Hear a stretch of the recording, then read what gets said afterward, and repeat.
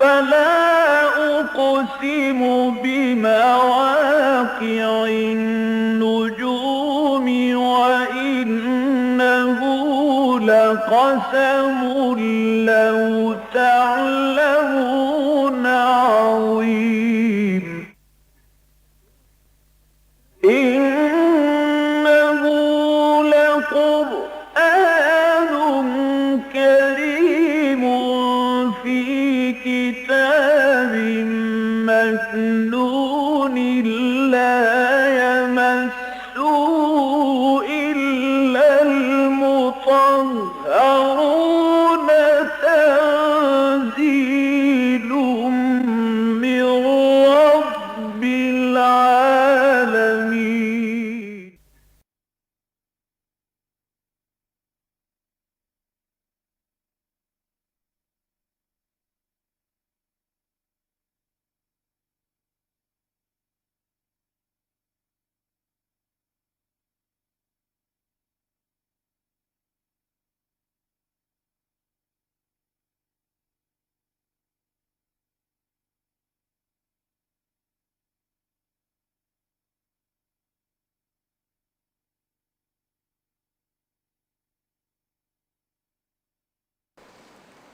اعوذ باللہ من الشیطان الرجیم بسم اللہ الرحمن الرحیم وَلَقَدْ صَدَقَكُمُ اللَّهُ وَعْدَهُ إِذْ تَحُسُّونَهُم بِإِذْنِهِ حَتَّى إِذَا فَشِلْتُمْ وَتَنَازَعْتُمْ فِي الْأَمْرِ وَعَصَيْتُمْ مِنْ بَعْدِ مَا أَرَاكُمْ مَا تُحِبُّونَ مِنْكُمْ مَنْ يُرِيدُ الدُّنْيَا وَمِنْكُمْ مَنْ يُرِيدُ الْآخِرَةَ ثُمَّ صَرَفَكُمْ عَنْهُمْ لِيَبْتَلِيَكُمْ وَلَقَدْ عَفَا عَنْكُمْ وَاللَّهُ ذُو فَضْلٍ عَلَى الْمُؤْمِنِينَ اذ تسعدون ولا تلوون على احد والرسول يدعوكم في اخراكم فاصابكم غما بغم لكي لا تحزنوا على ما فاتكم ولا ما اصابكم والله خبير بما تعملون ثم انزل عليكم من بعد الغم امنة نعاسا يغشى طائفة منكم وطائفة قد اهمتهم انفسهم يظنون بالله غير الحق ظن الجاهلية يقولون هل لنا من الامر من شيء قل ان الامر كله لله يخفون في انفسهم ما لا يبدون لك يقولون لو كان لنا من الامر شيء ما قتلنا هاهنا قل لو كنتم في بيوتكم لبرز الذين كتب عليهم القتل الى مضاجعهم وليبتلي الله ما في صدوركم وليمحص ما في قلوبكم واللہ علیم بذات الصدور ان الذین تولوا منکم یوم التقى الجمعان انما استزلهم الشیطان ببعض ما کسبوا ولقد عفا اللہ عنہم ان اللہ غفور حلیم صدق اللہ العظیم رب اشرح لی صدری ویسر لی امری واحلل عقدۃ من لسانی یفقہوا قولی اللهم ربنا الہمنا رشدنا واعذنا من شرور انفسنا اللهم ارنا الحق حقا وارزقنا اتباعه وارنا الباطل باطلا وارزقنا اجتنابه آمین یا رب العالمین۔ غزوہ احد میں جو نہایت ناگوار صورتحال پیدا ہوئی تھی، جو بہت بڑا ٹرننگ پوائنٹ بن گیا تھا، اس کے ضمن میں یہ آیت نمبر 152 جو ہے سورہ آل عمران کی، وہ بہت اہم ہے۔ وَلَقَدْ صَدَقَكُمُ اللَّهُ وَعْدَهُ، دیکھو مسلمانوں، اللہ نے تو تم سے اپنا وعدہ پورا کر دیا تھا۔ اللہ نے نصرت کا وعدہ کیا تھا، مدد کا وعدہ کیا تھا، اس نے وہ وعدہ پورا کر دیا۔ جیسے ہی جنگ شروع ہوئی، تم نے انہیں گاجر مولی کی طرح کاٹا، یہاں تک کہ بنی عبدالدار کے 9 علم بردار یک کے بعد دیگرے ختم ہوئے، مسلمانوں کے ہاتھ میں واصل جہنم ہوئے۔ اس پورے خاندان میں ایک بھی نہ بچا کہ جو جھنڈے کو پھر لے کر کھڑا ہو سکتا۔ تو ہماری نصرت آ گئی تھی، ہمارا وعدہ پورا ہو گیا تھا، لیکن حتیٰ اذا فشلتم، اب یہاں 3 الفاظ جو آئے ہیں میں پوری وضاحت کر چکا ہوں، اس وقت صرف یاد دہانی ہے۔ یہاں تک کہ جب تم نے نظم کو ڈھیلا کیا، تم ڈھیلے پڑے، فشلتم وتنازعتم فی الامر، اور تم نے معاملے کے بارے میں جھگڑا شروع کیا۔ ہونا تو چاہیے سم و طاعت، سنو اور اطاعت کرو۔ جب تک کہ کوئی شے شریعت کے خلاف حکم نہ دے. آپ کا کمانڈر، لوکل کمانڈر حضرت عبداللہ ابن جبیر ابن نعمان انصاری، وہ مصر تھے کہ یہاں سے مت ہٹو. تو نبی اکرم صلی اللہ علیہ وسلم کے فرمان کی تو تم نے تعویل کر لی، لیکن سوال یہ ہے کہ جو لوکل کمانڈر ہے، جب حضور نے یہ فرمایا ہے کہ من اطاعنی فقد اطاع اللہ ومن عصانی فقد عصی اللہ، جس نے میری اطاعت کی اس نے اللہ کی اطاعت کی، جس نے میری نافرمانی کی اس نے اللہ کی نافرمانی کی. ومن اطاع امیری فقد اطاعنی ومن عصی امیری فقد عصانی، جس نے میرے نامزد کردہ مقرر کردہ امیر کی اطاعت کی اس نے میری اطاعت کی، جس نے اس کی نافرمانی کی اس نے میری نافرمانی کی. تو تم نے امیر کی نافرمانی کی. وَعَصَيْتُم مِّن بَعْدِ مَا أَرَاكُمْ، اور تم نے یہ نافرمانی کی اس کے بعد کہ اللہ نے تمہیں وہ شے دکھا دی ما تحبون، جو تمہیں پسند ہے. اکثر لوگوں نے اس سے مراد مال غنیمت لیا ہے، میرے نزدیک یہاں مراد فتح ہے. سورہ صف کی آیت کی روشنی میں وَأُخْرَىٰ تُحِبُّونَهَا نَصْرٌ مِّنَ اللَّهِ وَفَتْحٌ قَرِیب، بندہ مومن کو فتح سے شکست سے کوئی سروکار نہیں ہونا چاہیے، اپنا فرض ادا کرنے سے ساری بحث ہونی چاہیے. فتح و شکستوں کو پرواہ نہیں، اگر آپ نے اپنا فرض ادا کیا آپ کامیاب ہیں. منکم من یرید الدنیا ومنکم من یرید الآخرہ، تم میں ایسے بھی ہیں کہ جو دنیا کے طالب ہیں. دنیا کی بھی دو چیزیں ہوتی ہیں، یا دنیا کی مال و دولت یا دنیا میں فتح مندی. تو دنیا کی فتح مندی تمہارے پیش نظر ہے. ہاں ایسے بھی ہیں کہ جو صرف آخرت کے طلبگار ہیں. ثم صرفکم عنہم، تمہارے اس طرز عمل کی وجہ سے اللہ تعالیٰ نے تمہارے رخ کو پھیر دیا ان کی جانب سے. یہ بڑا عمدہ انداز تعبیر ہے کہ جب دشمن بھاگ رہا تھا اور مسلمان تعاقب میں تھے، اب یہ کہ مسلمانوں کا رخ پھیر دیا ان کی طرف سے، کیونکہ پیچھے عقب سے حملہ ہو گیا ہے. خالد بن ولید جو ہے اپنے رسالے کے ساتھ حملہ آور ہو گئے ہیں، لہذا سب کی توجہ پیچھے ہو گئی. تو گویا جو دوڑ رہے تھے بھاگ رہے تھے ان کو بھی موقع ہو گیا کہ پیچھے پلٹ کر حملہ آور ہو جائے. تو اس طریقے سے چکی کے دو پارٹوں کے درمیان ہے، مسلمانوں تم آ گئے. لیکن یہ کس لیے؟ لِیَبْتَلِیَکُمْ، یہ میں نے کئی مرتبہ واضح کر دیا ہے. اس سورہ مبارکہ میں یہ مضمون بہت وضاحت کے ساتھ اور تکرار کے ساتھ آیا کہ یہ جو مصائب دنیا میں آتے ہیں، مشکلات آتی ہیں اللہ کی طرف سے، تو در حقیقت ان میں بھی حکمت پوشیدہ ہے، اس میں بھی خیر ہے. ابتلا، آزمائش، اسی سے معلوم ہوتا ہے کہ ہماری صفوں میں کہاں کہاں کوئی کمی ہے، کمزوری ہے، ضعف ہے، کس کس پہلو سے ہمارے حالات جو ہے اصلاح طلب ہیں. اگر فتح پر فتح ہی حاصل ہوتی چلی جائے، اللہ تعالیٰ کی نصرت جو ہے ہر وقت ہماری غلطیوں اور خامیوں کو کنڈون کرتی رہے، تو پھر ظاہر بات ہے کہ اصلاح کی شکل کبھی بھی پیدا نہیں ہوگی. پھر یہ ہے کہ وہ غلطیاں جو ہے کمپاؤنڈ ہوتی چلی جائیں گی، بڑھتی چلی جائیں گی، خامیاں کمزوریاں جمع ہوتی چلی جائیں گی. تو اللہ تعالیٰ کی حکمت ہوتی ہے کہ وہ چاہے کہ تم دیکھ لو کہ تمہارے اندر کہاں کہاں رکھنے ہیں، کہاں کہاں کوتاہیاں ہیں، کہاں کہاں کمزوریاں ہیں، کہاں کہاں پانی مرتا ہے، جسے ہم اپنے محاورے میں کہتے ہیں. وَلَقَدْ عَفَا عَنْكُمْ، البتہ اللہ تمہیں معاف کر چکا ہے. یعنی جو خطا ہوئی ہے نیک نیتی سے ہوئی ہے، اس میں کوئی بدنیتی نہیں تھی، کوئی نفاق نہیں تھا، لہذا اللہ نے معاف کر دیا. اگرچہ دنیاوی سزا اس نے دی تمہیں، یہ دنیاوی سزا ضروری تھی آئندہ کے لیے، تربیت کے لیے، لیکن یہ کہ اخروی اعتبار سے مواخذہ نہیں ہوگا. اللہ تمہیں معافی دے چکا. معافی کا یہ گویا کہ اللہ تعالیٰ کی طرف سے اعلان عام ہو گیا. وَلَقَدْ عَفَا عَنْكُمْ، اللہ تعالیٰ تمہیں معاف فرما چکا ہے. وَاللَّهُ ذُو فَضْلٍ عَلَى الْمُؤْمِنِينَ، اللہ تعالیٰ اہل ایمان کے حق میں بڑے فضل والا ہے، بہت کرم کرنے والا، بہت رحم فرمانے والا، رحیم ہے، غفور ہے، شفیق ہے، خطاؤں سے درگزر کرنے والا ہے. اب اس کے بعد اگلی آیات میں کوئی نقشہ کھینچا جا رہا ہے کہ جو افراتفری ہو گئی. ابھی جو میں نے الفاظ استعمال کیے کہ چکی کے دو پارٹوں کے درمیان آنے کی وجہ سے جو صورتحال بن گئی، کیوس. اِذْ تُصْعِدُونَ، جبکہ اے مسلمانوں تم چڑھے جا رہے تھے. اب ظاہر بات ہے کہ اب ایک ہی راستہ ان کے پاس بچت کا رہ گیا تھا، پہاڑوں پر چڑھ جائیں. دامن احد میں جنگ ہو رہی ہے، بھاگ کر پہاڑ کے اوپر جا کے پناہ لے لیں. تو جن کو بھی اس وقت پناہ لینے کی فکر ہوئی وہ دوڑے پہاڑ کی طرف. اِذْ تُصْعِدُونَ، جبکہ تم چڑھے جا رہے تھے اوپر پہاڑ کے. وَلَا تَلْوُونَ عَلَىٰ أَحَدٍ، اور تم کسی کی طرف مڑ کر نہیں دیکھ رہے تھے. ہمارے ہاں بھی محاورے میں کہتے ہیں کہ وہ ایسا دوڑا کہ پیچھے مڑ کر نہیں دیکھا. یعنی وہ ایک کیفیت جو ہے اس کو ولا تلوون علی احد، کسی کو پیچھے مڑ کر نہیں دیکھ رہے تھے کہ کون پیچھے آ رہا ہے کون پیچھے رہ گیا ہے.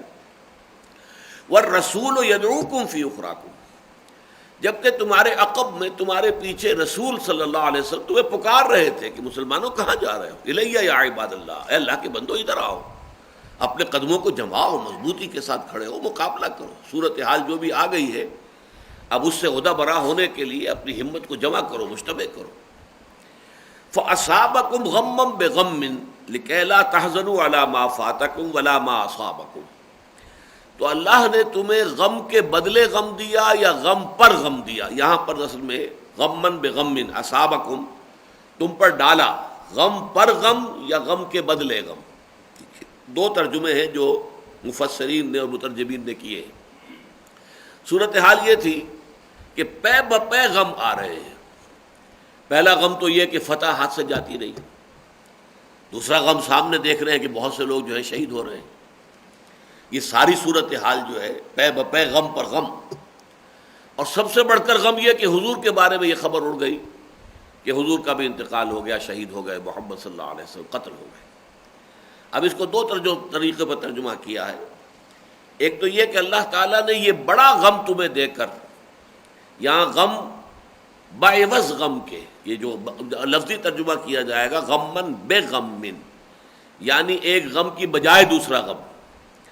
تمہیں پہلے جو غم تھے اس پر ایک بہت بڑا غم جو ہے اس کا اضافہ کر دیا. اور وہ غم کیا تھا؟ حضور صلی اللہ علیہ وسلم کے انتقال کی خبر. نتیجہ کیا نکلتا ہے کہ اپنے سب دکھ بھول گئے، اپنے سارے غم جو ہیں وہ در حقیقت اسی دفتر بے معنی غرق میں نہ بھولا، اس بڑے غم کے اندر سب کے سب غم گھل گئے. اور ایک ترجمہ یہ کیا ہے، اور یہ عربی زبان میں قاعدہ ہے کہ حروف جار جو ہیں وہ ایک دوسرے کی جگہ آ جاتے ہیں، جو بھی زبان کا جو سیاق و سباق ہے اس کے اعتبار سے. تو فَأَصَابَكُمْ غَمًّا عَلَىٰ غَمٍّ، یہ بھی اس کا مفہوم ہو سکتا ہے، غم پر غم، پے بپے غم، ایک غم دوسرا غم تیسرا غم. اس لیے کہ جب یہ انسان پر اس طریقے سے تابڑ توڑ اور پے بپے غم آتے ہیں تو اس کا ایک نتیجہ نکلتا ہے، اس کے اندر جو ہے تحمل کی طاقت بڑھتی چلی جاتی ہے، برداشت. جیسے کہ آپ کو معلوم ہے ہمارے ہاں میڈیکل سائنس میں ہلکی ہلکی انفیکشن ہوتی رہے تو ریزسٹنس ڈیولپ ہو جاتا ہے، اور اچانک ایک انفیکشن ہو تو آدمی جو ہے پھر اس کا مقابلہ نہیں کر سکتا. امریکہ اور یورپ سے آئے ہوئے لوگ یہاں پر پانی پیتے ہیں بیمار ہو جاتے ہیں، ہم وہی پانی پیتے ہیں ہمیں کچھ نہیں ہوتا، ہم تو روز پیتے ہیں. جو بھی اس میں جراثیم ہے، جو بھی کچھ ہے، ہم ان کے عادی ہو چکے ہیں، ہمارے اندر امیون سسٹم ڈیولپ ہو چکا ہے، ہم اس کا مقابلہ کر سکتے ہیں. اگر کسی امریکن کو، یورپین کو پاکستان ہندوستان میں آ کے ملیریا ہو جائے تو مر جائے گا، وہ زندہ نہیں رہ سکے گا. لیکن ہمارے ہاں ملیریا جو ہے وہ ایک عام بیماری ہے، ہوتا رہتا ہے. تو یہ ہے کہ وہ ایک ریزسٹنس ڈیولپ ہوتی ہے کہ رنج سے خوگر ہوا انسان تو مٹ جاتا ہے رنج، مشکلیں اتنی پڑی مجھ پر کہ آسان ہو گئی. تو فرمایا یہ سارا ہم نے اس لیے کیا کہ لِكَيْ لَا تَحْزَنُوا عَلَىٰ مَا فَاتَكُمْ وَلَا مَا أَصَابَكُمْ، تاکہ جو بھی تمہارے ہاتھ سے جاتا رہے، چھوٹ جائے، یا جو بھی مصیبت تم پر پڑے اس پر غم نہ کیا کرو، افسوس نہ کیا کرو، حزن نہ کیا کرو. تحمل پیدا ہو جائے تمہارے اندر، برداشت پیدا ہو جائے، جسے ہم کہتے ہیں سرد و گرم چشیدہ. حالات جو ہے انسان نے اگر دیکھے ہوں، ہر طرح کے حالات، اچھائی بھی، برائی بھی، تکلیف بھی اور راحت بھی، تو آدمی پختہ ہو جاتا ہے. اسے سیزننگ کہتے ہیں. آپ لکڑی جو ہے وہ پڑی رہے، جو آپ کی شیشم کی لکڑی ہے، دھوپ بھی اس پر آ رہی ہے اور بارش بھی پڑ رہی ہے، لیکن وہ سیزننگ ہو رہی ہے اس کی، وہ پختہ سے پختہ تر ہو رہی ہے. اسی طریقے سے تاکہ تمہارے اندر جو ہے وہ پختگی پیدا ہو جائے، غمم بغم لکے لا تحزنوا علی ما فاتکم ولا ما اصابکم واللہ خبیر بما تعملون. اور جو کچھ تم کر رہے تھے یا کر رہے ہو، اللہ اس سے پوری طرح باخبر ہے، اس کی نگاہوں سے کوئی چیز مخفی نہیں ہے. تمہاری خامیاں بھی اس کی نگاہوں میں ہے، اور تمہارے اندر جو بھی خیر ہے اس کو بھی اللہ خوب جانتا ہے. ثم انزل علیکم من بعد الغم امنۃ نعاسا یغشی طائفۃ منکم، پھر اللہ تعالیٰ نے نازل کر دیا تم پر اس غم کے بعد ایک غنودگی کی کیفیت کو، امن کے ساتھ. اب دیکھیے انسان اگر متفکر ہے، پریشان ہے، خوف زدہ، اسے نیند نہیں آئے گی. نیند کب آتی ہے، اونگ کب آتی ہے؟ جب انسان کوئی طمانینت محسوس کرے، اطمینان محسوس کرے، کوئی کھٹکا نہیں، کوئی اندیشہ نہیں. یہ اندرونی جو انسان کا داخلی امن ہوتا ہے اسی سے در حقیقت پھر اونگ یا نیند آتی ہے. تو اللہ تعالیٰ اپنے ایک احسان کے طور پر فرما رہا ہے کہ اس ساری بپتا کے بعد اللہ تعالیٰ نے تمہارے دلوں کے اندر ایک ایسے امن کی کیفیت طاری کر دی. ثم انزل علیکم من بعد الغم امانۃ، ایک امن کی کیفیت، اطمینان کی کیفیت. جو ہوا ما شاء اللہ کان وما لم یشاء لم یکن، جو اللہ نے چاہا ہو گیا، اور جو اللہ کی مشیت میں نہیں تھا وہ نہیں ہو سکتا تھا. جب انسان یہ سمجھ لیتا ہے کہ جو بھی کچھ ہے بزن رب آیا ہے، اور وہ ہمارا مولا ہے، مالک ہے، آقا ہے، پروردگار ہے، ہر ساقی ما ریخت عین الطاف است، میرے مالک میرے آقا، اس کی طرف سے جو شے بھی آئے میرے لیے وہ عین اس کی مہربانی ہے، اس کی عطا ہے، اس کی جود و سخا ہے. یہ کیفیت جب پیدا ہو جاتی ہے تو اس کا نتیجہ کیا نکلا کہ ایک طرح کی اونگ کی سی کیفیت بھی بہت سے اصحاب پر طاری ہوئی. حضرت طلحہ کے بارے میں آتا ہے کہ کئی دفعہ تلوار ان کے ہاتھ سے اسی اونگ کی کیفیت میں چھٹی ہے. نعاسا یغشا طائفۃ منکم، یہ ایک اونگ تھی جو تم میں سے ایک گروہ کو ڈھانپے ہوئے تھی، ان کے اوپر طاری ہو گئی تھی. لیکن ایک اور گروہ بھی تھا، وطائفۃ قد اہمتہم انفسہم، باقی کچھ ایسے لوگ بھی تھے جنہیں اپنی جانوں کی پڑی ہوئی تھی. یہ ترجمہ کا ترجمہ کر رہا ہوں میں، جو بابحاورہ، یعنی انہیں اپنی جانوں کی فکر تھی. اب کیا ہوگا، اب تو مارے گئے، اب تو کوئی راستہ نہیں ہے، شکست ہو گئی، یہ کیا ہوا. معلوم ہوتا ہے کہ یہ تو سارا کھیل ختم. جن لوگوں کے اندر بھی کوئی ضعف ایمان تھا، نفاق نہیں، ضعف ایمان، یہ دو چیزیں جدا ہیں بالکل. ضعف ایمان کی ایک آخری حد ہوتی ہے نفاق، لیکن شروع میں ضعف ایمان، کمزوری، یہ اپنی جگہ پر ایک شے ہے، اس کے اپنے کچھ اثرات ہوتے ہیں اور ظاہر ہوتے ہیں. جن میں اس ایمان کی کچھ کمزوری تھی ان کے حواس جو ہیں اس وقت وہ سخت مختل تھے، پریشان تھے، انہیں اپنی پڑی ہوئی تھی. وطائفۃ قد اہمتہم انفسہم، ان کو تو پوری طریقے سے ان کی اپنی جانوں نے ہی فکر دامنگیر کر دیا تھا کہ اب کیا بنے گا. یظنون باللہ غیر الحق ظن الجاہلیہ، اور وہ اللہ کے ساتھ گمان کرنے لگے تھے ناحق جاہلی دور کے گمانوں کے مانند. یہ کیا ہے، کیا واقعتاً اللہ کے رسول کا وعدہ سچا تھا؟ یا ہو سکتا ہے کسی کے دل میں شیطان نے یہاں تک وسوسہ اندازی کی ہو کہ ہم تو محمد پر ایمان لائے تھے، کیا واقعتاً محمد اللہ کے رسول ہے؟ یہ اگر اللہ کے رسول ہوتے تو یہ کیفیت کیسے ہو جاتی ہے ہمارے ساتھ؟ یہ ہمارا جو معاملہ ہوا ہے، اللہ تعالیٰ کا محبوب ہو، اللہ کا حبیب ہو، اللہ کا رسول ہو، اللہ کا فرستادہ ہو، اللہ کا چنا ہوا ہو، مصطفیٰ مرتضیٰ، لیکن یہ کہ یہ صورتحال ہو گئی. تو شیطان ظاہر بات ہے کہ اس کو تو جہاں تک وسوسہ اندازی ہے اس کا تو اختیار حاصل ہے، اللہ تعالیٰ نے دے رکھا ہے. الذی یوسوس فی صدور الناس من الجنۃ والناس. تو یظنون باللہ غیر الحق ظن الجاہلیہ، وہ گمان کرنے لگے تھے اللہ کے بارے میں ناحق، غلط، بے بنیاد، باطل گمان، کہ جو در حقیقت جاہلیت والے دور کے سے گمان تھے. یقولون، اور وہ کہہ رہے تھے، حل لنا من الامر من شیء، کیا ہمارے پاس بھی اختیار کی کوئی مقدار ہے؟ یعنی اصل خیال یہ آیا کہ یہ غلطی ہوئی کہ ہم کھلے میدان میں آ کر اس لشکر کے ساتھ ٹکرا گئے، یہ غلطی ہوئی. بجائے اس کے کہ وہ غلطی سامنے ہوتی.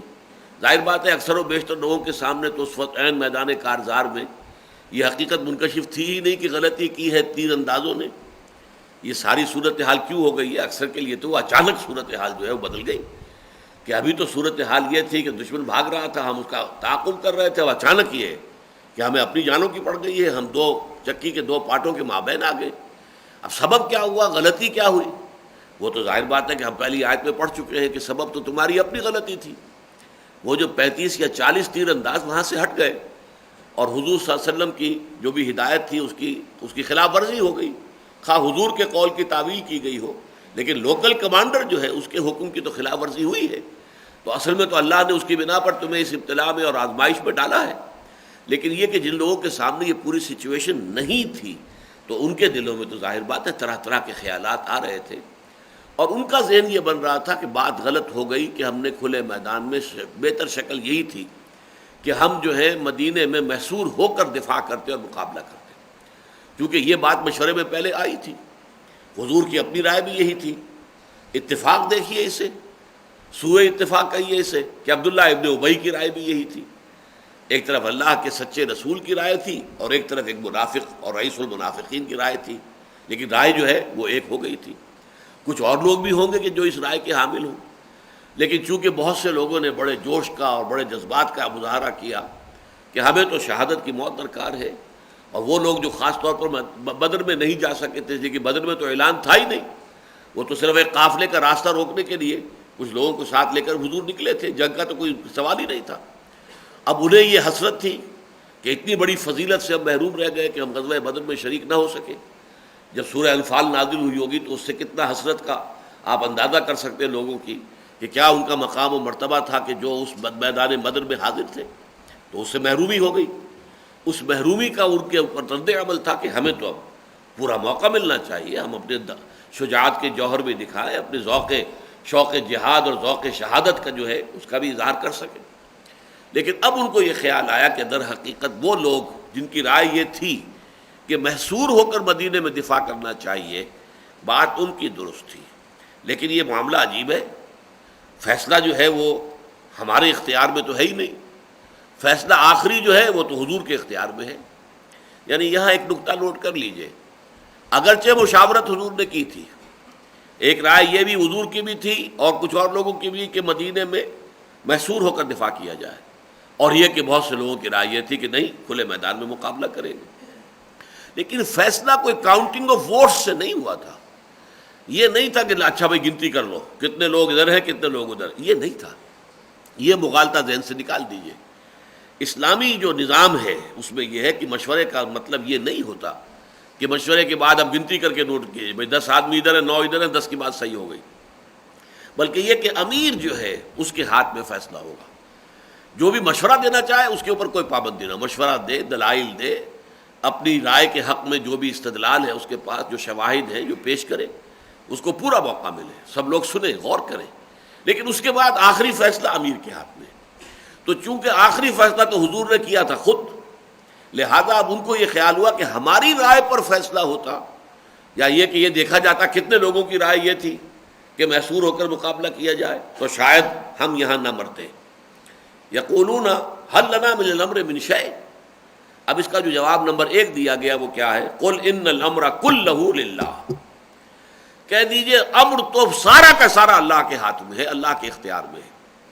ایک تو یہ کہ تکوینی امر جو ہے اس میں تو کوئی سازی ہے ہی نہیں اللہ کا، کیا ہونا ہے، کیا اللہ کی تدبیر ہے، کیا مشیت ہے، لانگ ٹرم پلاننگ اللہ کی کیا ہے. ظاہر بات ہے کہ وہ تو اللہ ہی جانتا ہے، اپنی مشیت، اپنی تدبیر، اپنی منصوبہ بندی، اپنے پلان سے وہی واقف ہے. لہذا عالم تکوینیات میں تو پورا کا پورا اختیار اسی کے ہاتھ میں ہے. باقی تشریعی معاملات میں اللہ تعالیٰ نے اگر کچھ اختیار انسانوں کو دیا ہے تو وہ بھی ڈیلیگیٹڈ ہے، وہ بھی دیا ہوا ہے، ان کا اپنا تو نہیں ہے، ذاتی استحقاق تو نہیں ہے. یہ بڑی پیاری بات ہے جو ہمارے قرارداد مقاصد میں بیان کی گئی ہے کہ اس میں یہ طے کیا گیا ہے کہ حاکمیت اللہ کی ہے، اور ہمارے پاس جو اختیار ہے وہ بھی ڈیلیگیٹڈ ہے، بھائی اللہ کی طرف سے دیا ہوا ہے، اور یہ ہمارے پاس ایک مقدس سیکرٹ ٹرسٹ ہے، مقدس امانت ہے. ایک ہوتا ہے میرا اختیار میرا ذاتی ہے تو میں جو چاہوں کروں، ایک یہ کہ کسی نے مجھے اختیار دیا ہے تو اس کی لمیٹیشنز رہیں گی. جس حد تک اس نے اختیار دیا ہے اس حد کے اندر ہی وہ اختیار استعمال ہوگا. لہذا یہاں پر جو بات کہی گئی وہ یہ کہ قل ان الامر كله للہ، لیکن اس کے بعد ان کی بات کھولی گئی کہ اصل میں جو کچھ یہ کہہ رہے ہیں هل لنا من الامر من شیء، کیا ہمارے پاس بھی کوئی اختیار ہے کہ نہیں، یہ تو فیصلہ جو ہے خود فرد واحد کر لیتا ہے. صلی اللہ علیہ وسلم اس وقت وہ اللہ کے رسول تھے، لیکن ہمیشہ جو ہے سیرت کا مطالعہ کرتے ہوئے اور حالات و واقعات جو بھی پیش آئے اس وقت ان کے بارے میں غور کرتے ہوئے ہمیشہ نوٹ کیا کیجئے کہ حضور کی کئی حیثیتیں تھیں. حضور ایک حیثیت میں اللہ کے رسول ہیں، اللہ کے نبی ہیں، ایک حیثیت میں وہ مسلمانوں کے امیر ہیں، ایک حیثیت میں وہ سپہ سالار ہیں. تو مختلف حیثیتیں حضور کی ہوتی تھیں. اس اعتبار سے ہر وقت کی بات جو ہے، بعض اوقات حضور نے فرمایا کہ تم میں سے کوئی لوگ، 2 آدمی، 2 فریق اپنا مقدمہ میرے ہاں لے کر آتے ہیں، اور ان میں سے ایک زیادہ چرب زبان ہوتا ہے، زیادہ اپنی بات کو بیان کر دیتا ہے، دلائل دے دیتا ہے، اور میں اس کے حق میں فیصلہ کر دیتا ہوں. لیکن اگر وہ ناحق فیصلہ کروا کر لے گیا مجھ سے تو جان لے کہ وہ آگ کا ٹکڑا لے کر جا رہا ہے میری عدالت سے۔ عدالت محمد کی ہے صلی اللہ علیہ وسلم، وہ معصوم ہے۔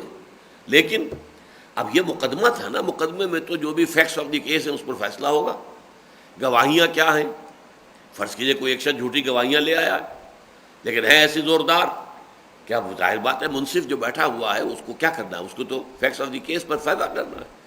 یہاں حضور کا ایکشن جو ہے ایز اے نبی نہیں ہے، آپ کی یہاں حیثیت جو ہے ایک منصف کی ہے، قاضی کی ہے، اور اس معاملے میں غلطی ہو سکتی ہے، خطا ہو سکتی ہے۔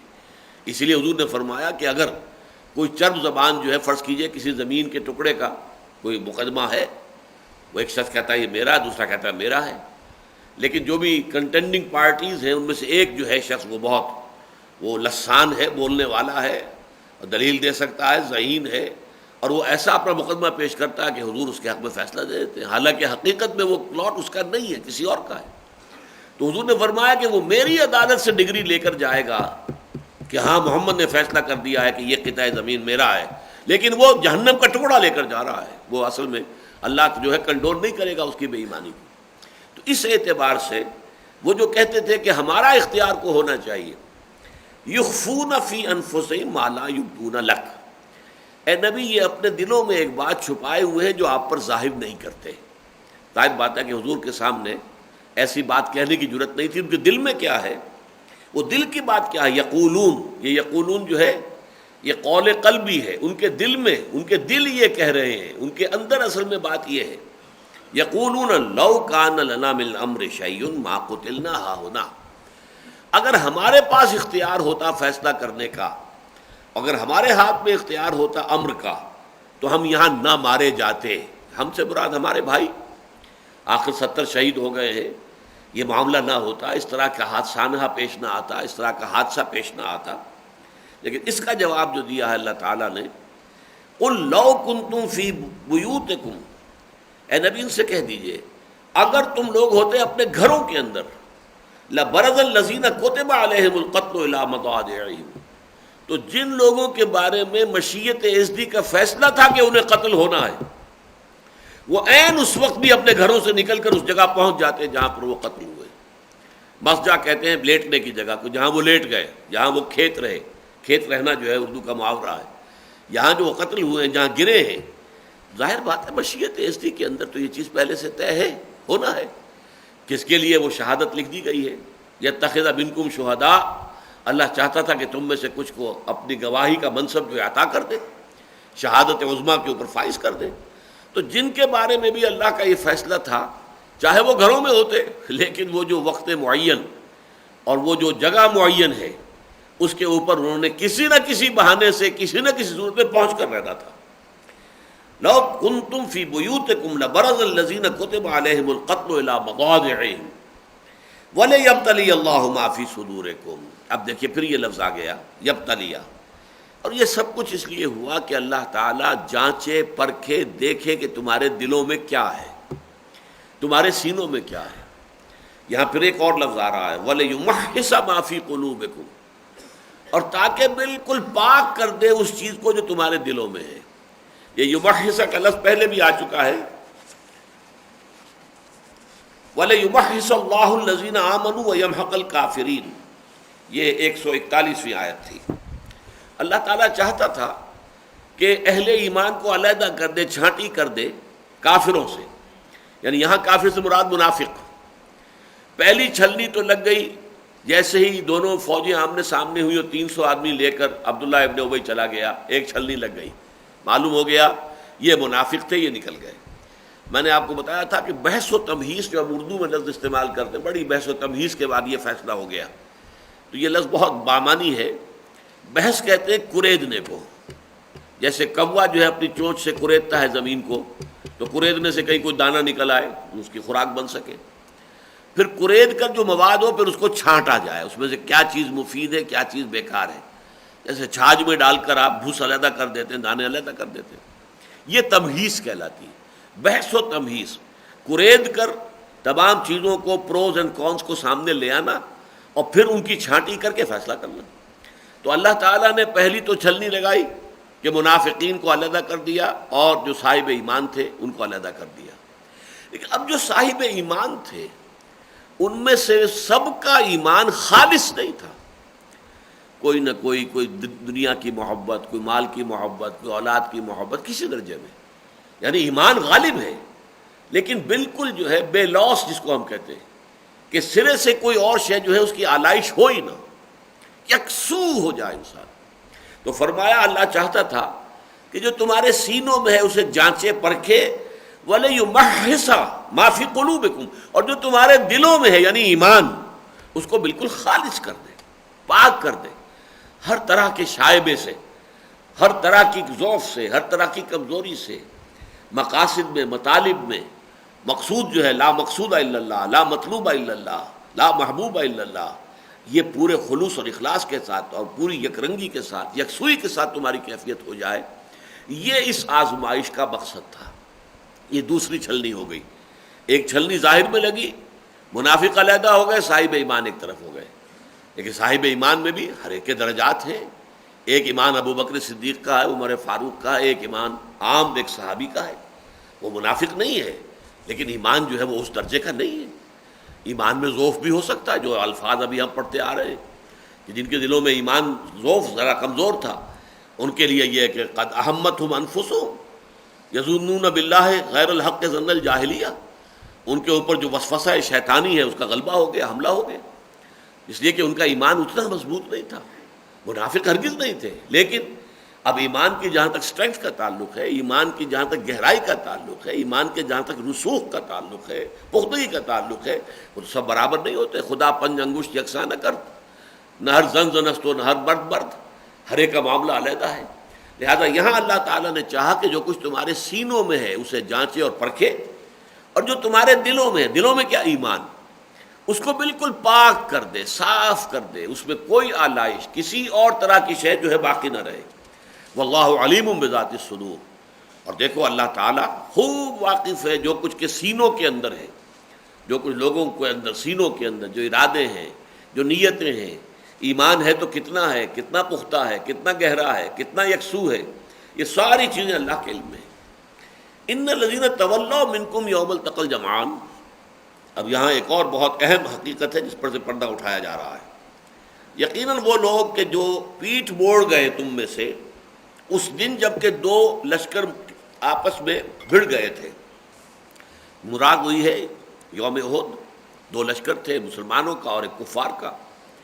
اب جو افراتفری ہوئی ہے تو کچھ لوگ میدان چھوڑ کر بھاگ گئے.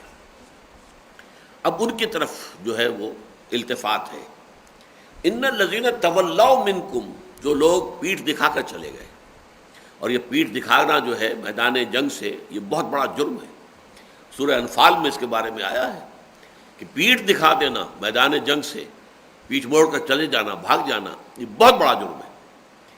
لیکن یہ ہوا کیوں؟ یہ منافق تو نہیں تھے، منافق تو پہلے چلے گئے تھے. یہ کیسے ہوا؟ ان الذین تولوا منکم یوم التقى الجمعان، بے شک وہ لوگ جو پیٹھ موڑ کر چلے گئے تم میں سے جس دن کے وہ دونوں لشکر جو ہیں ان کا مقابلہ ہوا. انما استزلهم الشیطان ببعض ما کسبوا، اور ان کو شیطان نے پھسلا دیا تھا ان کے بعض اعمال کی وجہ سے. یہ ایک فلسفیانہ بات ہے، حکمت بھری بات ہے جو یہاں یہ دیکھیے. انسان اگر کوئی غلطی کرتا ہے، کوئی گناہ کرتا ہے، اور گناہ سے اس نے فرض کیے توبہ کر لی، توبہ سے اس کی سزا تو زائل ہو جائے گی، لیکن ایسے محسوس ہوتا ہے کہ اس گناہ کا کچھ اثر اس کی اپنی شخصیت کے اندر باقی رہ جاتا ہے، کچھ کمزوری کسی کیفیت پیدا ہو جاتی ہے. اور یہ کمزوری وہ ہوتی ہے کہ جس کے سبب سے پھر اس کا ظہور ہوتا ہے کسی ایسے موقع پر. یہی معاملہ ہے جو حضرت موسیٰ علیہ السلام کے بارے میں قرآن میں آیا ہے کہ حضرت موسیٰ علیہ السلام جب کوہ طور پر پہنچے ہیں اور جب اللہ تعالیٰ نے وہاں فرمایا کہ تمہارے ہاتھ میں اسے ڈال دو، زمین پر انہوں نے اپنا عصا ڈال دیا اور وہ سانپ بن گیا. فلما رآہا تہتز کأنہا جان ولى موسیٰ مدبرا. اب حضرت موسیٰ نے جو ہے پیٹھ دکھا کر وہاں سے بھاگنا شروع کیا. وَلَمْ يُعَقِّبْ، وہی الفاظ آئے ہیں، پیچھے مڑ کے نہیں دیکھا، خوف. اللہ نے فرمایا موسیٰ لا تخف، ڈرو نہیں، رسولوں کی شان یہ نہیں ہے کہ وہ اللہ کے حضور میں آ کر اور ڈرے، لیکن سوائے اس کے کہ کسی سے کوئی خطا ایسی ہو گئی ہو جس خطا کی وجہ سے اس کے اندر کوئی کمزوری باقی رہ گئی، یہ اس کمزوری کا ظہور ہوا ہے جو ایک قبطی کو انہوں نے ہلاک کر دیا تھا، اگرچہ ہلاک کرنے کی نیت نہیں تھی، لیکن اس واقعے کی جگہ آپ پڑھیں سورہ قصص کے اندر تفصیل آتی ہے، وہ یہ ہے کہ حضرت موسیٰ نے دیکھا کہ دو آدمی لڑ رہے ہیں، ایک ان کی قوم کا آدمی تھا اسرائیلی، ایک دشمن کا تھا وہ قبطی تھا۔ تو اب جب اسرائیلی نے استغاثہ کیا، مدد طلب کی حضرت موسیٰ سے، تو حضرت موسیٰ نے آؤ دیکھا نہ تاؤ ایک مکہ رسید کر دیا اس قبطی کے، فقضا علیہ، اس کی جان ختم ہو گئی، مارا گیا۔ اب یہاں خطا کیا ہوئی ہے؟ خطا یہ ہوئی ہے کہ آپ نے تحقیق تو کی نہیں، کیا پتہ در حقیقت یہ اسرائیلی جو ہے شرارت اس کی ہو، جھگڑا تو اس کے ساتھ جو ہو رہا ہے، لیکن جھگڑا کیا تھا پہلے اس کی تحقیق ہونی چاہیے تھی، پھر یہ ہے کہ مجرم کو سزا دی جائے اور جو بھی جس پر ظلم ہو رہا ہے اس کی مدد کی جائے۔ تو یہ ایک خطا ہوئی ہے حضرت موسیٰ علیہ السلام سے، اور اس میں گویا کہ پیش نظر کیا تھا کہ ایک میری قوم کا آدمی ہے، اسرائیلی ہے، تو یہ چیز جو ہے یہ تو در حقیقت اسے تو ہم حمیت جاہلی کہیں گے، اس کو حمیت جو ہے وہ اصل حمیت حق تو نہیں ہے۔ دیکھنا یہ چاہیے جیسے کہ سورہ نساء میں قرآن مجید میں فرمایا گیا کہ تم عدل کی بات کرو، یا ایھا الذین آمنوا کونوا قوامین بالقسط شہداء للہ ولو علی انفسکم او الوالدین والاقربین، چاہے کوئی بات تمہارے اپنے خلاف جا رہی ہو، حق کی بات، انصاف کی بات، یا تمہارے والدین کے خلاف یا رشتہ داروں کے خلاف، بہرحال تمہیں حق کی بات کہنی ہے۔ تو یہ خطا تھی جس کی وجہ سے کہ حضرت موسیٰ علیہ السلام کی شخصیت کے اندر وہ ایک ضعف کے اثر باقی رہ گیا۔ وہی بات یہاں فرمائی جا رہی ہے کہ اس روز جو لوگ میدان جنگ کو پیٹھ دکھا کر نکل گئے، بھاگ گئے، تو در حقیقت ان کے بے باز ما کسبوا، ان کے جو بعض اعمال تھے، ظاہر بات ہے اہل ایمان کے بھی سارے اعمال جو ہیں وہ سب کے سب ایک جیسے تو نہیں ہوتے، ایک معیار کے تو نہیں ہوتے، کبھی کوئی خطا بھی ہو جاتی ہے، اور خطا جو ہے جب اس کی توبہ ہو جائے تو وہ معاف بھی ہو جاتی ہے، لیکن ایسا محسوس ہوتا ہے واللہ عالم کہ انسانی شخصیت پر اس کا کوئی ریزیڈیول اثر باقی رہ جاتا ہے، جس کی بنا پر پھر شیطان کے حملے کی، جیسے ہم کہتے ہیں نا انسان کی ریزسٹنس جو ہے کم ہو جائے تو انفیکشن ہو جاتی ہے، وہی جراثیم ہوں، وہی حملہ کر رہے ہوں، لیکن آپ کے اپنے اندر جو ہے ریزسٹنس جو ہے، قوت مدافعت آپ کی قوی ہے، تو ظاہر بات ہے کہ وہ جراثیم کچھ نہیں کر سکیں گے، وہ خود ہی ختم ہو جائیں گے۔ لیکن اگر آپ کی قوت مدافعت کمزور ہو گئی ہے تو وہ جراثیم آپ کے اوپر حملہ آور ہو جائیں گے۔ تو شیطان جو ہے انما استزلهم الشیطان، شیطان نے ان کے پاؤں ڈگمگا دیے، یہ ہے پھسل جانا، پھسلا دیے پاؤں ان کے، شیطان نے ببعض ما کسبوا، ان کے بعض اعمال کی وجہ سے، وَلَقَدْ عَفَا اللَّهُ عَنْهُمْ، یہاں پھر اعلان کیا اللہ انہیں معاف کر چکا ہے۔ اس میں ایک واقعہ آتا ہے بہت اہم، جو لوگ اس روز میدان چھوڑ کر چلے گئے ان میں ایک بہت بڑا نام بھی ہے، اور وہ نام ہے حضرت عثمان رضی اللہ تعالی عنہ ذو النورین، حضور کے دوہرے داماد، وہ بھی میدان چھوڑ کر چلے گئے تھے، اور اسی وجہ سے بعد میں جب فتنہ اٹھا ہے ان کی خلافت کے دور میں، تو جو لوگ تھے سبائی انہوں نے ان کے الزامات میں سے اس کو بھی بڑا اچھالا کہ یہ شخص تو وہ ہے جو میدان چھوڑ کر غزوہ احد کے اندر میدان سے نکل گیا تھا، بھاگ گیا تھا۔ اس پر پھر صحابہ نے جواب دیا، وہ یہی تھا جو اب یہاں آ رہا ہے، وَلَقَدْ عَفَا اللَّهُ عَنْهُ، اللہ انہیں معاف کر چکا ہے۔ اب تم کون ہوتے ہو ان کے اوپر زبان طعن دراز کرنے والے؟ تمہیں کوئی حق نہیں ہے۔ اللہ تعالیٰ نے جہاں ان لوگوں کی بعض اس کمزوری کے پہلو کو نمایاں کیا، وہاں صاف کہہ دیا وَلَقَدْ عَفَا اللَّهُ عَنْهُمْ، اللہ تعالیٰ انہیں معاف کر چکا ہے۔ ان اللہ غفور الرحیم، یقیناً اللہ تعالیٰ بہت بخشنے والا اور رحم اور حلیم ہے۔ حلیم یہاں پر آیا ہے، حلم اسے کہتے ہیں کہ آدمی فوری طور پر کوئی سزا نہ دے، بلکہ بڑے تحمل کے ساتھ، حلم اور بردباری کے ساتھ۔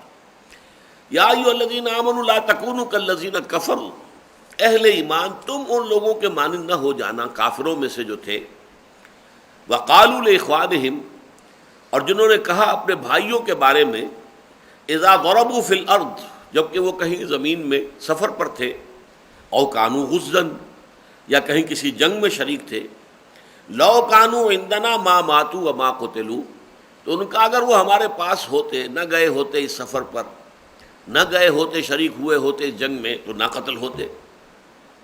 اب یہ بھی در حقیقت وہی مشیت اذنی، اس کے خلاف جو ایک خیال ہے، یہ نہ ہوتا تو یوں ہو جاتا، اور یوں نہ ہوتا تو یہ ہو جاتا، اور ایسا ہوتا تو یہ نتیجہ نکلتا۔ یہ چیزیں جو ہے، جیسا کہ میں نے کئی دفعہ آپ کو سنایا ہے کہ حضور نے فرمایا ان کلمۃ لو تفتح عمل الشیطان، کاش کہ ایسا ہو جاتا، کاش کہ یوں نہ ہوتا۔ یہ بات جو ہے در حقیقت ایمان کے ذرا گہرائی میں اتر کر دیکھیں تو ایمان کے منافی ہے۔ جو ہوا اس لیے ہوا کہ اللہ کو اس کا ہونا پسند تھا، منظور تھا، ہونا تھا۔ ہم تو شارٹ سائٹڈ ہیں، ہماری تو جو ہے نگاہ بہت تھوڑی دور تک جاتی ہے، اللہ کی نگاہ بہت دور تک جاتی ہے، اور وہ اس کی منصوبہ بندی، اس کی پلاننگ جو ہے بہت لمبی ہے۔ اس کی لانگ ٹرم پلاننگ میں پتہ نہیں اس کے ساتھ کیا حکمت وابستہ ہے، کیا خیر اس کے ذریعے سے اللہ تعالیٰ وجود میں لانا چاہتا ہے۔ ہمیں تو یقین یہ ہونا چاہیے بیدک الخیر، تیرے ہاتھ میں خیر ہی خیر ہے، چاہے بظاہر ہمیں بعض اوقات کوئی شے اپنے حق میں شر نظر آئے، یہ تکلیف دہ بات ہو گئی میرے لیے، بری بات ہو گئی، وہ بری بات میرے لیے ہے، مجھے محسوس ہو رہی ہے، کیا پتا کہ ان دی لانگر پلاننگ، جو اللہ کی طویل جو پلاننگ ہے، اس میں اس کے اندر کتنا بڑا خیر مضمر ہو۔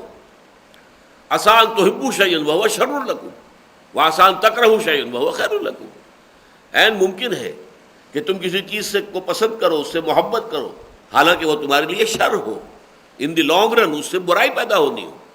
اور یہ بھی ہو سکتا ہے کسی چیز کو تم ناپسند کرو، تمہیں وہ ناگوار محسوس ہو، لیکن یہ کہ اسی میں خیر ہو، تمہیں معلوم نہیں ہے کہ اللہ تعالیٰ نے اس میں تمہارے لیے کیا خیر مضمر رکھا ہوا، چھپایا ہوا ہے۔ تو فرمایا ان لوگوں کے مانند نہ ہو جانا جنہوں نے کفر کیا، اور اپنے ان بھائیوں کے بارے میں جو کہیں سفر میں تھے، وہاں بیمار ہوئے، ہلاک ہو گئے، یا کہیں جنگ میں گئے تھے، وہاں قتل ہو گئے۔ تو لوگوں نے اگر یہ کہا کہ لو کانوا عندنا ما ماتوا وما قتلوا، اگر وہ ہوتے ہمارے پاس، نہ سفر پر گئے ہوتے، نہ جنگ میں شریک ہوتے، تو نہ مرتے اور نہ قتل ہوتے۔ لِيَجْعَلَ اللَّهُ ذَلِكَ حَسْرَةً فِي قُلُوبِهِمْ، اصل میں یہ سب کچھ اس لیے ہے کہ اس کے بنا پر اللہ تعالیٰ ان کے دلوں میں حسرت پیدا کر دینا چاہتا ہے، ہائے کاش وہ نہ گیا ہوتا۔ یہ گویا کہ نقد سزا مل رہی ہے تمہارے ایمان کے اس ضعف کی، یہ حسرت، یہ انگیٹھی جو تمہارے دلوں میں جل رہی ہے اس وقت، اندر ہی اندر اس کی آگ جو ہے وہ تمہیں تپا رہی ہے، یہ بھی اللہ کی ایک سزا ہے، یہ ضعف ایمان کا ایک نتیجہ ہے جو فوری نکل رہا ہے۔ لِيَجْعَلَ اللَّهُ ذَلِكَ حَسْرَةً فِي قُلُوبِهِمْ، تاکہ اسے اللہ تعالیٰ ذریعہ بنا دے ان کے دلوں میں حسرت کا، افسوس کا۔ واللہ یحیی و یمیت، حالانکہ بندہ مومن کو تو یہ سمجھنا چاہیے کہ اللہ ہی زندہ رکھتا ہے، اللہ ہی مارتا ہے، وقت معین ہے ہر ایک کا، وہ آنا ہی آنا ہے، ہر صورت آنا ہے۔ جیسا کہ ابھی ہم نے پڑھا، جن لوگوں کا وقت آ گیا تھا وہ گھروں میں بھی ہوتے تو کسی نہ کسی بہانے انہوں نے وہاں پہنچ جانا تھا جہاں ان کا قتل ہونا جو ہے وہ اللہ تعالیٰ کے علم میں پہلے سے طے تھا، وہ تو ہونا تھا۔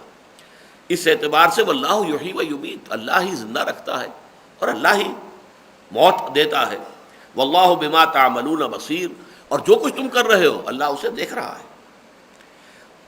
وَلَئِن قُتِلْتُمْ فِي سَبِيلِ اللَّهِ، اگر تم اللہ کی راہ میں قتل ہو جاؤ، او متم، یا تم اپنے گھروں میں چارپائیوں پر پڑے ہوئے تمہارا انتقال ہو جائے، موت تمہیں آ کر دبوچ لے، تو یقیناً لمغفرۃ من اللہ ورحمۃ خیر مما یجمعون، تو اللہ تعالیٰ کی طرف سے جو مغفرت ملنے والی ہے اور جو رحمت، وہ یقیناً اس سب سے بہت بہتر ہے جو یہ جمع کر رہے ہیں۔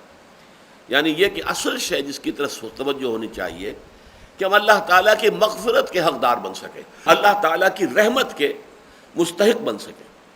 باقی موت اس شکل میں آئے یا اس شکل میں آئے، جیسا کہ حضرت خالد ابن ولید کے بارے میں آتا ہے رضی اللہ تعالیٰ عنہ، وہ کہتے ہیں کہ میرے جسم میں 4 انگلیوں کے مانند بھی جگہ نہیں ہے کہ جہاں کوئی نہ کوئی تلوار کا یا نیزے کا زخم نہ ہو، لیکن دیکھو میری حالت کہ میں اونٹ کی طرح گھر میں چارپائی پر پڑا مر رہا ہوں۔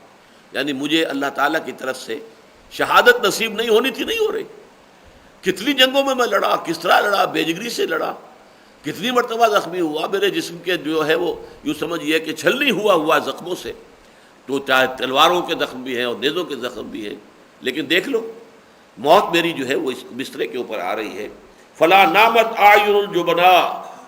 تو دیکھو میرے اس حقیقت کو دیکھ کر، میرے اس حال کو دیکھ کر جو بزدل ہیں انہیں سبق حاصل کرنا چاہیے. نہیں، بزدل آدمی جنگ میں جانے سے ڈرتا کہ موت نہ آ جائے. موت جو ہے وہ جنگ میں جانے سے نہیں آتی ہے، موت تو اللہ کے حکم سے آتی ہے. اگر اس کا وقت آ گیا ہے تو چاہے گھر میں بھی ہوگے تو مرو گے. لیکن یہ کہ یہ جو بھی جبن ہے انسان میں، یہ حضرت خالد ابن ولید کا قول ہے، فلا نامت اعین الجبنا. تو جو نامرد لوگ ہیں یا بزدل لوگ ہیں ان کی آنکھیں جو ہیں ان کو سونا نہیں چاہیے. یعنی اس حقیقت کو کھول کر دیکھ لیں کہ میں خالد ابن ولید کتنی جنگوں میں حصہ لینے والا، اور جس کا جسم جو ہے چھدا ہوا ہے زخموں سے، لیکن میری موت جو ہے وہ بستر پر گھر میں ہو رہی ہے. لہذا یہ بات نوٹ کر لینی چاہیے کہ جنگ میں جانے کا مطلب یہ نہیں ہے کہ لازماً موت آ جائے. لہذا اس کی وجہ سے کوئی بزدلی نہیں ہونی چاہیے. وَلَئِن قُتِلْتُمْ فِي سَبِيلِ اللَّهِ أَوْ مُتُّمْ لَمَغْفِرَةٌ مِّنَ اللَّهِ وَرَحْمَةٌ خَيْرٌ مِّمَّا يَجْمَعُونَ. تو جو رحمت ہے اللہ کی طرف سے اور مغفرت، وہ یقیناً بہت بہتر، قیمتی، وقی ہے ان تمام چیزوں سے جو وہ جمع کر رہے ہیں. وَلَئِن مُتُّمْ أَوْ قُتِلْتُمْ لَإِلَى اللَّهِ تُحْشَرُونَ. اور کیا فرق واقع ہوتا ہے اگر تم مرو یا قتل ہو جاؤ؟ تو موت تو دونوں شکلوں میں آ گئی نا، چاہے بستر پہ پڑ کے موت آئی ہے اور چاہے قتل ہو کر موت آ گئی ہے. لا الى اللہ تحشرون. ظاہر بات ہے کہ ہر حالت میں، دونوں صورتوں میں بہرحال تمہیں اللہ ہی کی طرف دھکیلا جائے گا، جمع کیا جائے گا، پہنچنا تو وہی ہے، بارگاہ خداوندی ہی میں حاضری ہو کر رہے گی.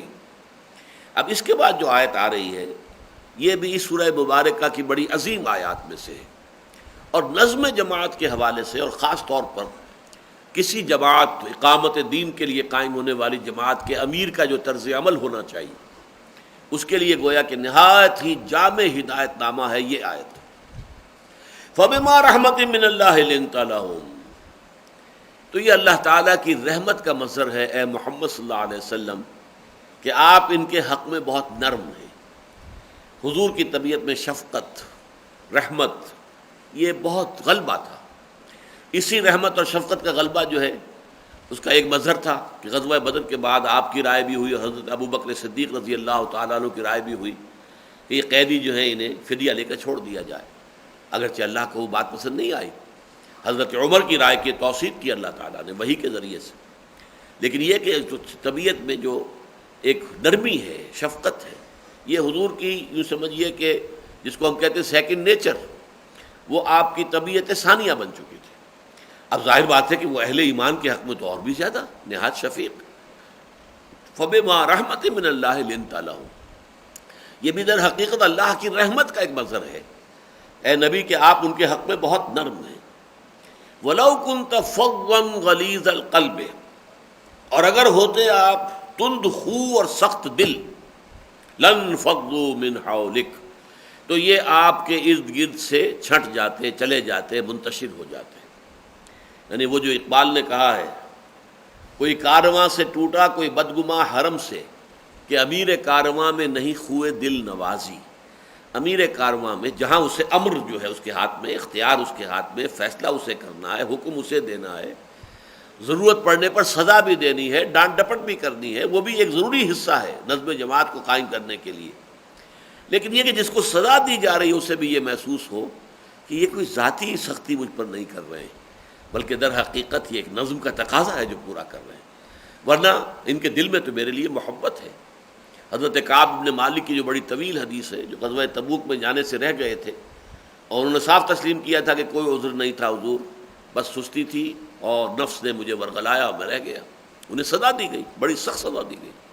لیکن یہ ہے کہ وہ خود کہتے ہیں کہ میں مسجد میں ہوتا تھا تو میں کننکھیوں سے دیکھتا تھا حضور کی طرف، تو میں دیکھتا تھا کہ حضور بھی میری طرف دیکھ رہے ہیں اور شفقت بھری، محبت بھری نگاہ سے دیکھ رہے ہیں. لیکن جب میں حضور کی طرف رخ کرتا تھا حضور اپنی نگاہ پھیر لیتے تھے. تو یہ جو شکل تھی کہ حضور کے دل میں محبت تھی ان کے لیے، لیکن سزا جو ہے وہ دینی ضروری تھی. تو سزا بھی دی جائے، جیسے کہ حضرت ماعز کو یا غامدیہ خاتون جو تھی جنہوں نے کہ زنا کا اعتراف کیا دونوں نے، اور دونوں کو رجم کیا حضور نے. اب رجم سے زیادہ جو ہے، میں کوٹ اینڈ کوٹ یہ لفظ استعمال کر رہا ہوں دوسروں کے حوالے سے، وحشیانہ سزا اس کو دنیا کہے گی نا. کسی کو پتھر مار مار کے جو ہے وہ ہلاک کیا جائے. پھانسی ہے تو کیا ہے، ایک جھٹکا لگا اور ختم آدمی. اور آج کل امریکہ وغیرہ میں تو کیا ہوتا ہے، وہ بجلی کا کرنٹ پاس کیا اور گیا. تو کوئی ذاتی اذیت اور تکلیف تو نہیں پہنچتی اسے، لیکن ایک شخص یا ایک عورت وہ اپنے ہاتھوں سے سر بچا رہی ہے اور پتھر لگ رہا ہے، سر بچاتی ہے تو جسم پہ پتھر لگ رہا ہے، اور اتنے پتھر مار مار کے اس کو ہلاک کر دیا جائے، تو بڑی سخت سزا ہے، بڑی سخت سزا ہے، بڑی سخت سزا ہے۔ حضور نے وہ سزا دی ہے اللہ کے حکم کی تنفیذ میں، لیکن یہ کہ ساتھ ہی کیفیت یہ تھی کہ جب کسی نے بعد میں کہہ دیا کہ کس قدر بے حیا تھی یہ عورت اور کس قدر بے حیا تھا یہ شخص، تو حضور نے کہا، ڈانٹ پلائی کہ انہوں نے وہ توبہ کی ہے کہ اگر تمام مدینے کے رہنے والوں پر وہ توبہ تقسیم کر دی جائے تو سب کے نجات کا ذریعہ بن جائے گی۔ ایک طرف یہ کیفیت ہے، دل میں ان کے لیے جو جذبات ہیں وہ یہ ہے، لیکن حکم خدا بندی کی تنفیذ جو ہے، تقاضا جو ہے شریعت کا، اس کے اللہ وَلَكُمْ فِي الْقِصَاصِ حَيَاتٌ يَا أُولِي الْأَلْبَابِ، قصاص کے اندر سزا دینے میں تمہارے لیے زندگی ہے، لیکن ایک ہے شفقت، قلب میں شفقت ہونی چاہیے۔ فَبِمَا رَحْمَةٍ مِّنَ اللَّهِ لِنْتَ لَهُمْ، تو یہ بڑے اللہ کے رحم اور کرم اور فضل کا مظہر ہے نبی صلی اللہ علیہ وسلم کہ آپ ان کے حق میں بہت نرم ہیں، شفیق ہیں۔ وَلَوْ كُنْتَ فَظًّا غَلِيظَ الْقَلْبِ، اگر ہوتے آپ تند خو، ہر وقت تیوریاں چڑھی ہوئی ہیں، ماتھے پر بل ہے اور درستی کے ساتھ بات ہو رہی ہے، معلوم ہوتا سخت خشونت ہے دل کے اندر، غلیظ القلب، سخت دل ہوتے، لَانفَضُّوا مِنْ حَوْلِكَ، تو یہ آپ کے ارد گرد سے یہ مجمع جو ہے یہ آپ کی خوئے دل نوازی، آپ کی شفقت، آپ کی رحمت، جہاں ایک طرف اللہ پر رسول پر ایمان جو ہے وہ آپ کے ساتھ جوڑے ہوئے ہے، ساتھ ہی آپ کی محبت، آپ کی شفقت بھی ان کی شیرازہ بندی کے اندر یہ کافی بڑا رول پلے کر رہی ہے۔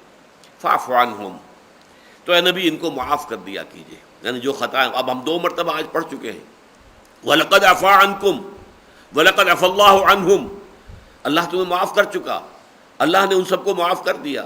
اسی کا ایک عکس، اسی کا ایک ظل، اسی کا ایک سایہ، فاعف عنہم، تو اے نبی اپنے ان ساتھیوں کی کوتاہیوں سے درگزر کیا کیجئے، ان کی غلطیوں کو معاف کر دیا کیجئے۔ واستغفر لہم، اور نہ صرف یہ کہ خود معاف کر دیا کریں بلکہ اللہ سے استغفار کیا کریں ان کے حق میں، ان کے لیے اللہ تعالیٰ سے چاہیں کہ اللہ تو بھی معاف فرما دے، میں نے معاف کر دیا تو بھی معاف فرما دے۔ وشاورہم فی الامر، یہ بہت اہم ہے نکتہ، اور ان کو اپنے مشوروں میں شریک کیا کیجئے، یعنی یہ نہ ہو کہ صاحب اس نے تو یہ کام کیا تھا لہذا چلو نکالو اس کو، اس مشورے میں یہ شریک نہیں، نہیں نہیں، تو خطا ہو گئی، اسے معاف کر دیا۔ اب آپ کے طرز عمل میں اس کی وجہ سے کوئی مستقل جو ہے تبدیلی نہیں آ جانی چاہیے، انہیں بھی یہ مشورہ کرنا جو ہے یہ ایک بہت بڑا ذریعہ ہوتا ہے کانفیڈنس بلڈنگ جسے ہم کہتے ہیں۔